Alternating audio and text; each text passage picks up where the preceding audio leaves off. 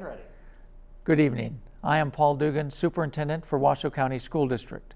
Once again, I want to thank Channel 4 for giving me the opportunity to speak to you tonight.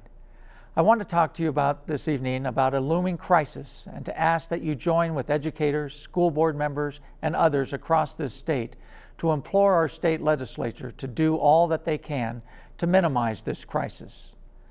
I have had the privilege of being a part of the Nevada educational system for 31 years and as superintendent during the past 3 legislative sessions. Obviously, this is not the year to be able to fully fund education. Yet I have to ask, when is the right time? During the economic good years, we were unable to solve the educational funding issue. Perhaps now, under this economic gloom, it would be poetic justice or maybe poetic irony if this legislative body and all of us in this community drew the proverbial line in the sand and said, enough. I know that educators are sometimes criticized for always asking for increased funding. When will you ever have enough, they ask. But here's the simple truth. Money matters. It matters that we have the ability to attract and retain highly qualified employees. It matters that we have the resources to implement proven, successful programs to improve student performance, to continue to expand our use of technology, to provide remediation to students who need it, and to improve and expand our programs in career and technical education. All of these efforts and much more are being put at risk if the budget cuts recommended by the governor are approved. We're working hard to improve the graduation rate and to ensure that all of these graduates are college or career ready. This is important business. A well-educated workforce is the bedrock upon which our economy rests. Does it make any sense, I wonder, that at a time when the economy is faltering, that we would allow both our K-12 system and higher education system to fall further behind? I mentioned technology a moment ago.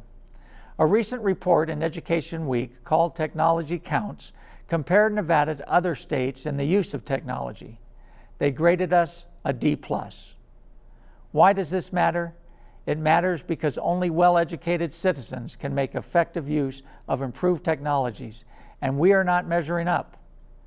United States 15-year-olds measure 24th out of 29 countries in mathematics literacy and problem solving.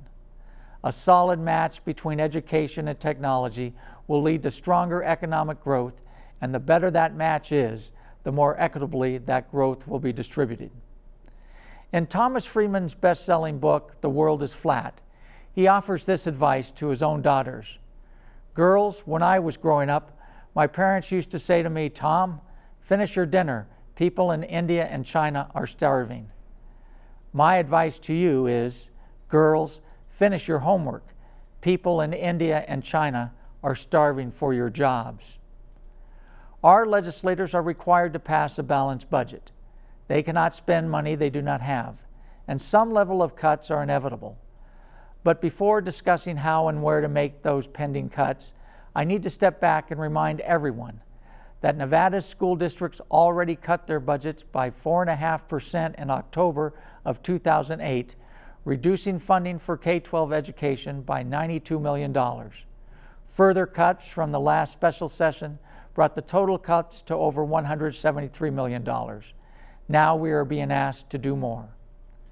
We ask that as the legislature determines what the size of the next cuts will be, that they give the locally elected school board members the discretion to determine how and where to make those cuts. Such decisions are best made at the local level. What the White Pine School District needs are and what they are able to do will be fundamentally different than what we need and are able to do here in Washoe County. In the next few days, we will learn what the leaders in Carson City plan as an alternative to the governor's severe budget cuts. We have been working closely with them so that they have all the information they need. Things will begin to unfold very quickly between now and the end of this session. It will be vitally important that you, parents, business people, and citizens of this state stay well informed. But more than that, it is vital that your elected representatives hear from you. We all know these are difficult times, yet it is during these difficult times that our best thinking and actions must take place. I am hoping our elected officials will do just that. Thank you very much.